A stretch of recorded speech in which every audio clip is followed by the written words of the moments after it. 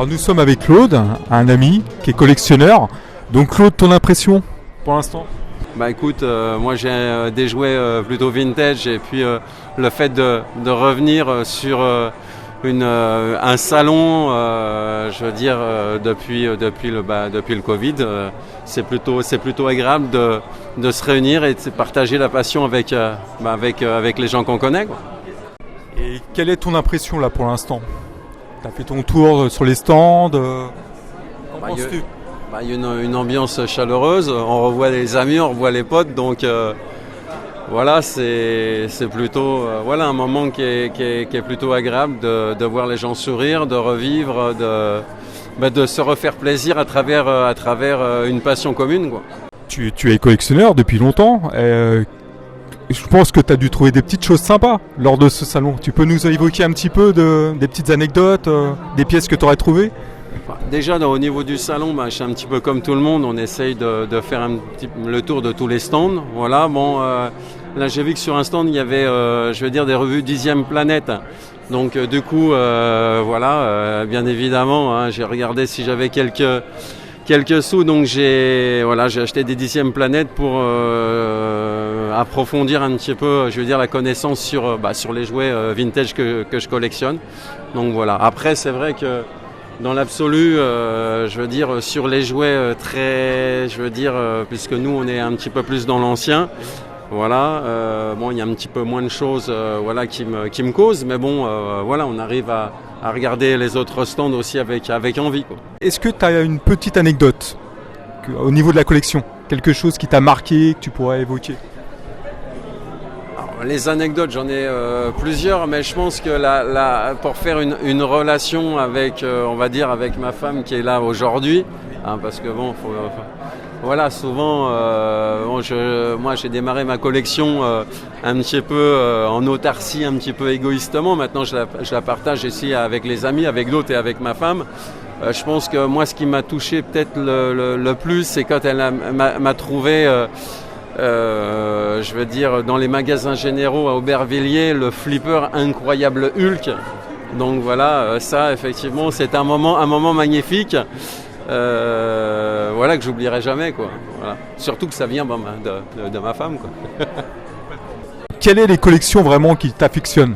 Alors, comme tu le sais, moi j'ai démarré par l'univers principalement du super-héros et l'univers Marvel. Voilà, il y a deux personnages, bien évidemment, que j'affectionne un peu plus, c'est Spider-Man et l'incroyable Hulk. Hein, c'est des personnages où on s'identifiait en étant jeune, peut-être un petit peu plus facilement dans le comics, qu'on pouvait lire quand on était gamin et qu'on attendait impatiemment, dès l'arrivée en kiosque, quoi. Tu adores l'univers de Spider-Man et de Hulk. Quel est ton comics préféré? Alors, il y a plusieurs, bien sûr, il y a la série régulière Amazing Spider-Man. Il y a eu du web-off, du spectaculaire. Donc, je te dirais que je suis sur la série un petit peu régulière et traditionnelle Amazing Spider-Man. Bien évidemment, le premier numéro, où Stanley crée le personnage, le numéro 1 en tous les cas d'Amazing Spider-Man, me cause le plus. Ouais. Alors je voulais te poser, là c'est le salon de la science-fiction, quel est ton film préféré de science-fiction? Mon film préféré de science-fiction, lié à la trilogie Star Wars, donc moi je suis, pareil, hein, par extension. Voilà.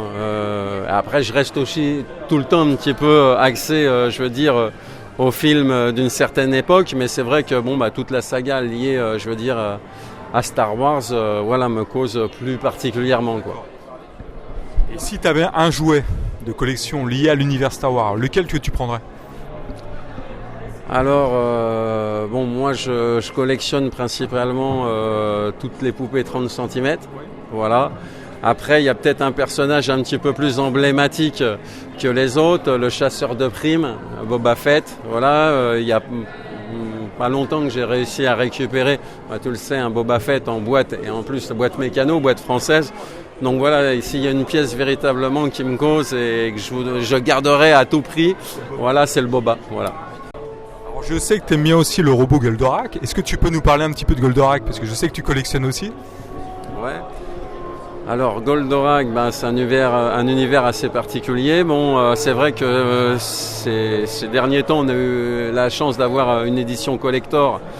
Et voilà, il y a quelques Français qui ont pu effectivement avoir le droit, en tous les cas, de faire la bande dessinée. Donc tu peux t'imaginer que la première des choses, c'est pu la récupérer l'édition collector. Et à travers ça, c'est vrai que ça donnait un engouement peut-être un petit peu plus supplémentaire par rapport, au personnage. Après, c'est un personnage comme tout personnage de la génération 80 que j'ai toujours affectionné, quoi. S'il y a un jouet Goldorak que tu affectionnes, c'est lequel? Plutôt, moi, ce que j'aime bien, par extension sur les jouets en métal et les robots, la petite soucoupe avec le robot en métal, Poppy. Je te remercie. Je t'en prie.